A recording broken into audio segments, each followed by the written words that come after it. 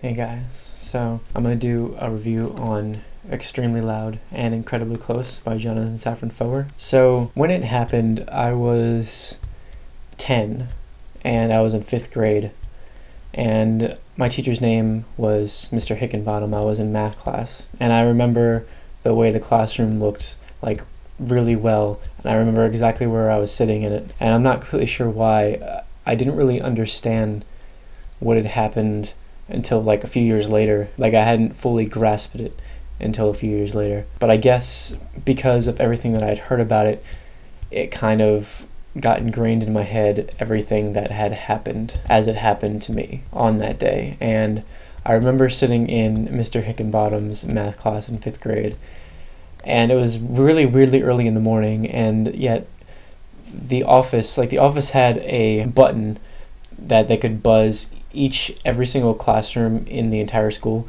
and I'm sure it was happening throughout the entirety of the school and not just my classroom, but the buzz kept happening in my classroom, and the office kept calling people out to have an early dismissal. It happened like 10 times in 15 minutes, and everybody that was left was just like, what is this? Is this like get out of school early day? And we all thought that was really funny, and we were joking about it. And by the time like lunch came around, like half of my grade wasn't there anymore, and all of the teachers were acting kind of weird. And I remember going home, and my mom was the only one home, and she was just like sitting watching the TV for like the entire afternoon. I mean, it's not like parents that didn't call their children out early didn't care any less than the other parents did. I guess my parents and the other parents that left the kid in school just kind of realized that staying in school that day probably would have been better for us than getting called out early and having a whole bunch of stuff explained to us. And I mean, I live like 30 minutes tops away from the Pentagon, and I've been there. I haven't been inside of it, but I've been right on the outside of it. I've been to the Pentagon DC Metro station, which is literally right next to it. So it's not like we weren't like close to it or whatever. But yeah, anyway, I said all that because I kind of had this realization at the beginning that I was the same age, sort of. I was a little bit older, but basically the same age as the main character in this book. And so I kind of went in with a kind of hope that I would be able to find some sort of connection with the character, and I feel like I did at the beginning. Like, I really wanted to put myself in the character's shoes and kind of understand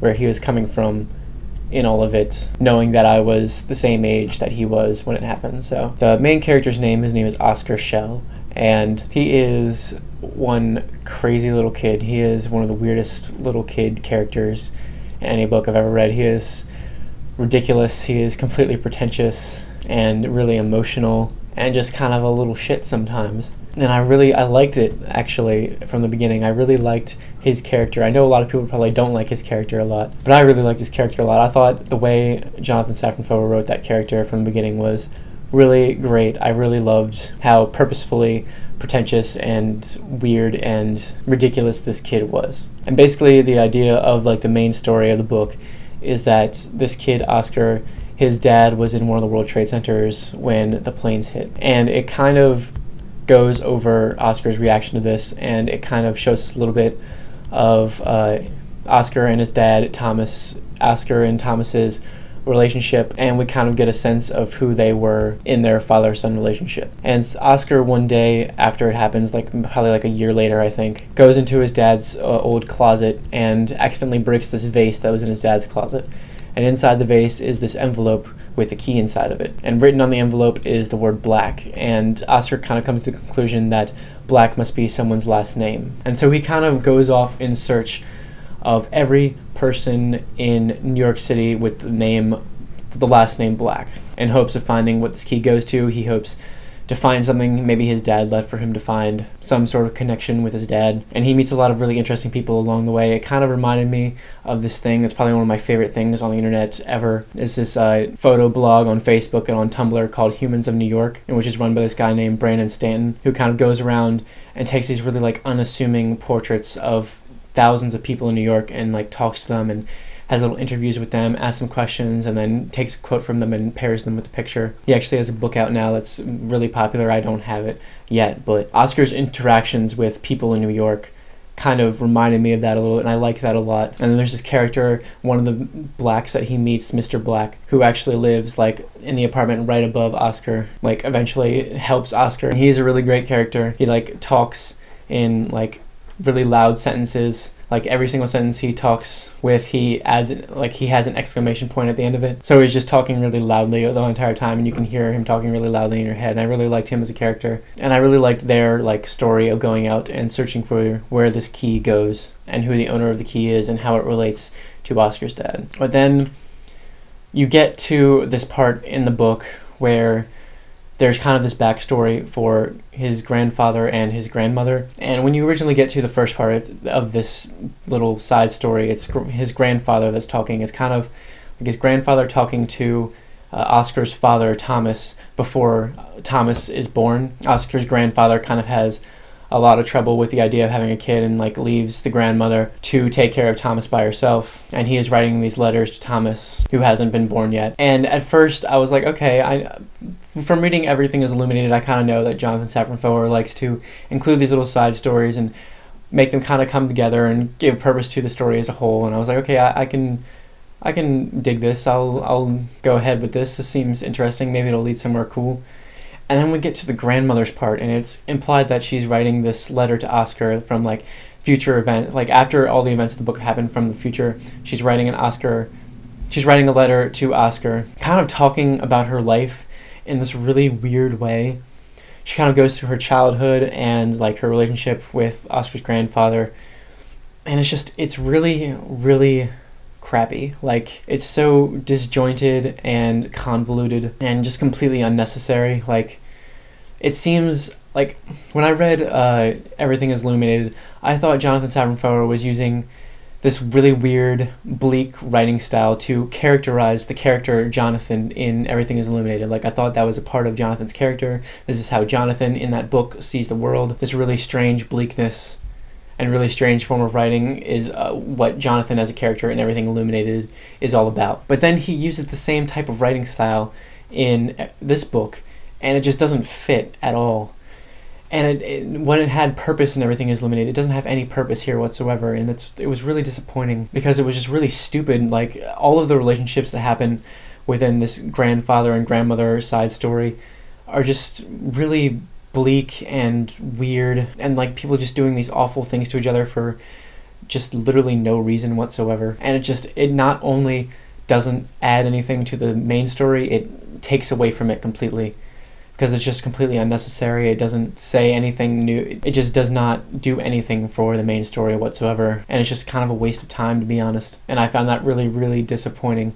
It just doesn't seem like Jonathon Safran Foer has the capability to write about relationships and marriages that aren't completely and totally depressing for no apparent reason. Like, he could have used that space in where the grandfather and grandmother story is to talk about Thomas and his wife, Oscar's mother, because we hardly ever get a view into their relationship. Like, we're supposed to feel bad for the mom character throughout the book, but we hardly ever get a look into her relationship with her husband. Like, I don't think it's ever really mentioned in the book anything that happened with the two of them, at least not anything I remember. And that's really disappointing, because their relationship actually seemed like it was a really great relationship, and it just seemed like Jonathon Safran Foer has this weird incapability of writing a relationship that's actually good, where the two people are actually happy in it, and that isn't completely and totally depressing as a relationship. Like, Thomas's and his wife, Oscar's mother's relationship were like really, really solid, it seemed, but you just don't get a sense of it completely. We could have gotten a backstory of Thomas and Oscar's mother so they could be more of characters. Their relationship could be better characterized, instead of this useless, meaningless, just overall really stupid look into the grandfather and grandmother's relationship that is just honestly really unrealistic. And overall, that just whole side story just was really disappointing and really unfortunate and really upset me a lot, to be honest. I hated it like a lot. Like, we could have just focused on the main story, which was actually pretty interesting and actually really fun to read about, and it kind of gave this not necessarily lighthearted but really different perspective on this really heavy subject. And like Oscar's character did that for the book, gave this kind of, not, like I said, not necessarily lighthearted, but this interesting look into such a depressing tragedy. And I honestly just had a really hard time liking a lot about this book. I originally thought it was really good, and then as I got to the grandfather part, it became like a 3-star book, and then a 2-star book, and like a 1-star book, and then I just kind of started to like ignore those parts, and then at the end it kind of redeemed itself. At the end, I liked it at the end so much that I kind of gave it a 4 stars, but now I'm definitely leaning more towards 3 stars, and I've been talking about it for a little bit. It's got so many problems. There's so much that's taken away from the actual story by what is written in the grandmother side story, and I really hated that side story a lot. It was really stupid, and I really just wish he would have focused more on the main story and maybe built the relationships between the mother and the father, and maybe Oscar and his father a little bit better. And the movie, just watched it, didn't like it, was pretty terrible, to be honest. It was like, the only redeeming quality of it is it got rid of the grandfather thing pretty much completely, which was great. But it was so like, it like held your emotions hostage. Like that's what it wanted to do. It was like, this is a movie about 9/11. This movie is sad. Everybody in this movie is sad. Oscar is sad. His mom is sad. Everybody's sad. You should be sad. Now give us an Oscar for this movie because it's about 9/11. It's a tragedy. How dare you not like this movie because it's really fucking sad. And it's like holding your emotions hostage and blackmailing you into feeling emotions towards it. And it was just overly long. The Oscar's character just did not come through well at all in the writing for the movie. It just didn't, his pretentiousness just didn't have the right stuff to it. It just wasn't very good. Didn't really like any of the actors in it at all. Didn't really like anything about it, if I'm being perfectly honest. It was pretty terrible. But yeah, overall the book was like 3 out of 5 stars. That's probably the best I can do for it. Let me know what you thought. Let me know what your opinion is. Maybe it's different from mine. Maybe it's the same. Maybe you hated it even more than I did. But yeah, just let me know what you think. Yeah, I hope you enjoyed this. I will see you very soon. Thank you so much for watching.